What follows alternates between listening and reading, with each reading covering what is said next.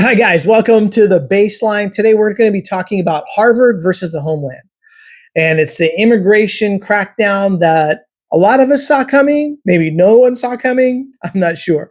But one of the most powerful universities in the world, Harvard, it just got slammed, guys, by the United States government.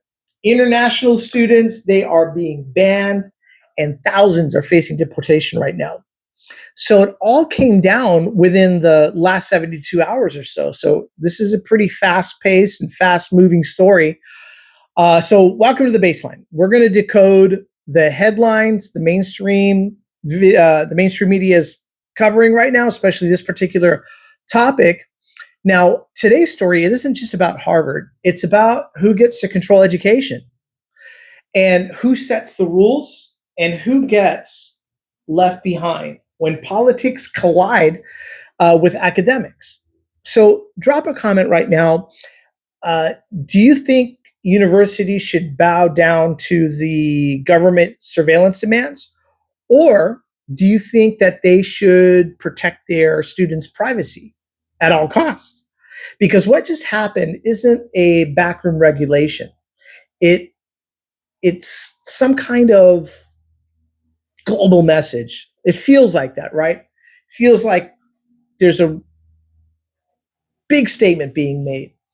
And we're going to try to break this all down, right? So the bombshell announcement today was basically that the Department of Homeland Security just told Harvard, one of the most powerful universities, if not the most powerful university in the United States, no more international students, period.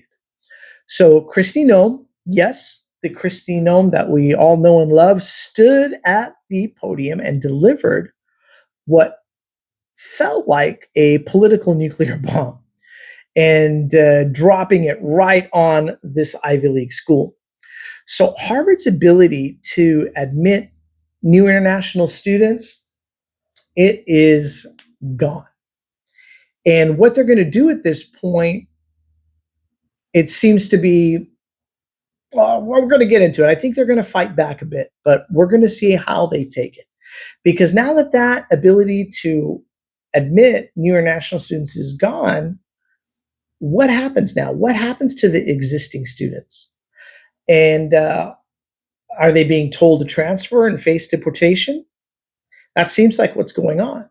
So imagine working your whole life studying at one of the most world's prestigious schools, only to be told, hey, you're out. We're pulling your visa, pack your bags, and get out of here. And this wasn't just an announcement. It really felt like, or it seems like, it was a warning shot to all educational institutions across the United States. It seems like they want real involvement in what goes on in the universities. So why did the government say no? Why did this happen? Why are Harvard and the Trump administration battling in the way that they are? So what the government is claiming is that the university failed to turn over records regarding student conduct, especially concerning international students. They wanted 5 years worth of data, including disciplinary reports. They wanted campus surveillance footage, and they wanted audio and video, anything showing what they considered to be dangerous or illegal activity. So that's where things stand in terms of what they wanted from Harvard. And they specifically tied all this to non-citizen students.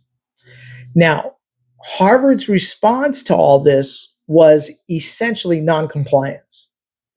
And the result of that is basically Homeland Security pulling the plug. Now, here's the twist. The government gave Harvard just 3 days to fix all of this. So 72 hours, imagine that, right? 3 days, 72 hours to collect and hand over a mountain of private student data, or they lose everything. So let me ask you this. Would your school be able to comply with such a demand? Would your high school be able to do that within 72 hours? And the second question would be, would you want them to? So comment below, guys. Your thoughts are really important. I'm very curious on what you guys are feeling about all of this. Now, Harvard is still fighting back. They weren't having it at all. And their response was basically somewhat scorched earth. They called the decision unlawful, retaliatory, and a direct assault on academic freedom. So Harvard didn't mince words when it came to this. They accused Trump of trying to punish them for not cooperating, and they stood firmly by their students. And they reminded the world that 7,000 international students are at Harvard right now. They're not a side note. They're a major part of the academic framework. So they are kind of, or what they're saying is they're kind of a lifeblood of the university's global mission. And here's the thing. Harvard didn't just object. They mobilized lawyers and they issued press statements and they started building their legal counterattack. So let's talk about the human cost of all this. What is the student fallout, the human cost? Well, now it's not just talking about headlines, is it? We're talking about real people, real feelings, people with real dreams, good people studying to be doctors, lawyers, people that are going to contribute to our society in a potentially big way. So what are these students going to do now? Many of them have nowhere to go. And these students are from over 140 countries around the world. And they came here believing in us, believing in the American dream. And they study hard, or the story they've been told, hey, look, study hard, earn your degree, build your future, get a great job, contribute to the United States. And that dream is going to be a real possibility.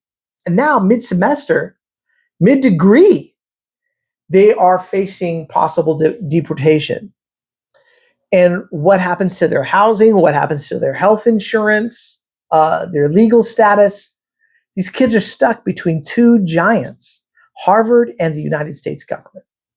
And no one gave them any kind of say-so in terms of all the processes that are happening. So what happens now?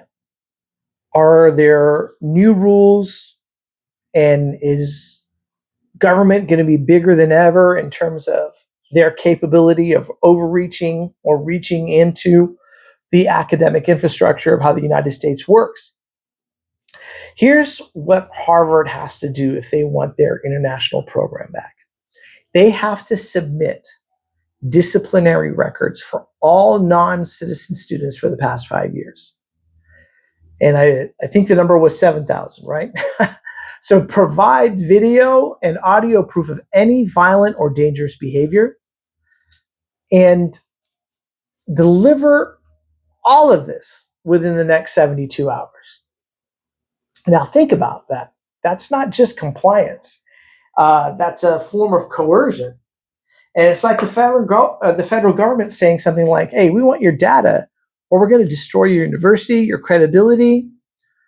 And don't forget, this was just the start. The Department of Homeland Security also demanded changes on how Harvard hires professors. It demanded changes on how they admit students. And they want design course content changes. So that's not just immigration enforcement. Now the government is getting into curriculum control. And that is understandably concerning to anybody in academia and in universities. So what's the bigger picture of all this? This isn't just about Harvard. This is about a full-blown shift in U.S. immigration and education policy. Now, it's really designed to send one message: cooperate with our surveillance demands or face extreme consequences. Other universities are watching this, and I would imagine they're pretty scared, worried at the very least, right? And international students, well, once they were welcomed, are now caught in the crosshairs of political power plays. And will foreign students still want to study in the United States? Or are other countries going to end up picking up that talent? So if your future can be flipped in 72 hours by a government memorandum, the American dream does lose a little bit of that shine. So what happens next? Will Harvard fight this in court? Will students be allowed to stay? Will the government back off, or are they going to double down? And right now, we don't know.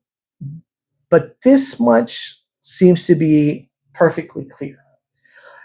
This isn't just a battle about Harvard.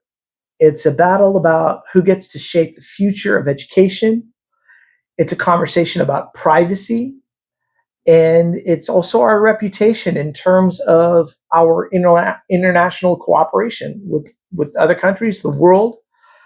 Let me know what you guys think about all this. It seems to be a very tumultuous situation.